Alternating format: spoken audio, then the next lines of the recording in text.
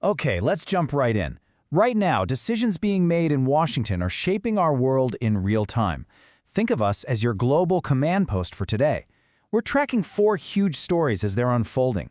We're talking about everything from a war that was just hours away to a trade summit that could change the price of, well, everything you own. So let's get into it. I mean, this headline really just captures the moment perfectly, doesn't it? America is running the world right now. But what does that actually look like on the ground? For one country to be at the center of so much all at once, well, that's what we're going to show you. We're breaking down 4 critical events happening all over the globe all on the same day.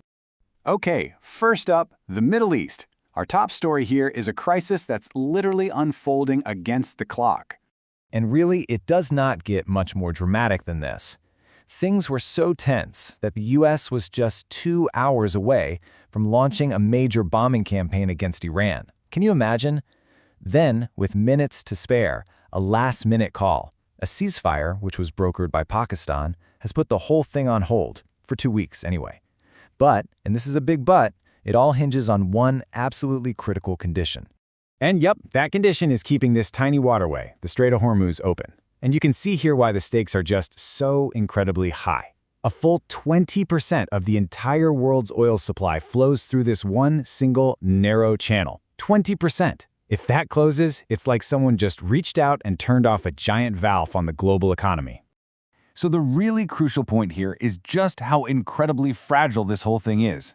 I mean, negotiators from both the US and Iran are supposed to be in Islamabad today to try and make this deal stick. But as of right now, neither side has even confirmed they've arrived.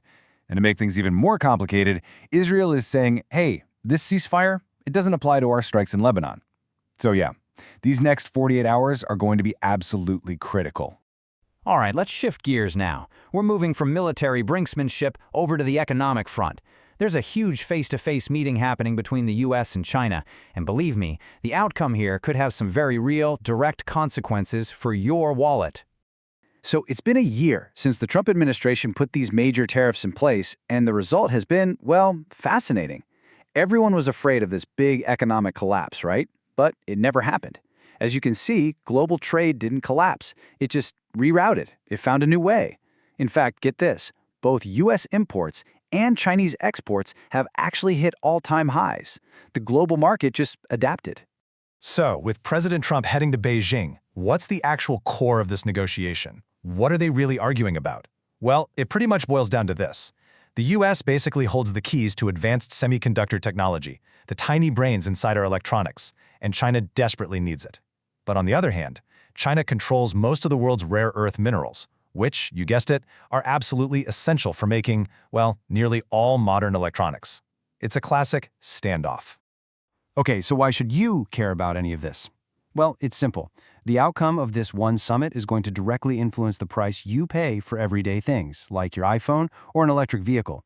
But the bigger picture, what's really at stake here, is the stability of the entire global tech supply chain. The one that literally builds our modern world. Okay, now we need to shift our focus over to Europe. And I have to say, the tone here gets a lot more somber. We're talking about that persistent, grinding war in Ukraine and how the frustration over it is really starting to mount back in Washington. You can really hear the growing fatigue in this quote from President Trump. A war that keeps going on and on and on. And that frustration, it's leading to some brand new threats from Washington. They're talking about severe secondary tariffs. Now what that means is the US would actually sanction any country, even its own allies, if they keep trading with Russia. That's a huge deal. But look, all that political frustration back in the West, it feels like it's a world away from the grim reality on the ground in Ukraine. Right now, Russian bombardments are hammering Ukrainian cities at 10 times the pace of last year. 10 times. And in response, new shipments of US Patriot missiles are heading that way, with European allies chipping in to help foot the bill. And finally, we've got a story that's happening kinda under the radar. There are no urgent deadlines, no big presidential photo ops. But honestly, this might be the most significant long-term trend of all. And that is, Europe is making a quiet but absolutely massive strategic pivot away from the US. And the motivation for this? Well, it couldn't be clearer. They've been stung by American tariffs, and now the European Union has basically decided it doesn't want its economic fate tied so closely to whatever decisions are made in Washington, or in Beijing for that matter. So they're actively building a third way. And just look at the speed this is happening at. This isn't just talk. In just the last few weeks, the EU has locked in huge free trade agreements with India, the Mercosur bloc in South America, that's Brazil, Argentina, and others, and Australia. This is a rapid and very deliberate rewiring of global trade. This chart really shows you exactly what's going on.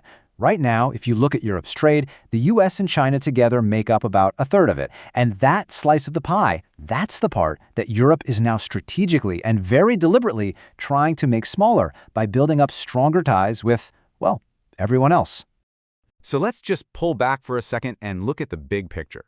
On one hand, you have the US at the absolute center of a military standoff with Iran and a huge trade showdown with China. But at the very same time, one of its key allies, Europe, is actively building a world that reroutes right around American power. And that brings everything we've talked about today to one final, crucial question. The US is at the center of every story. For now. But for how much longer?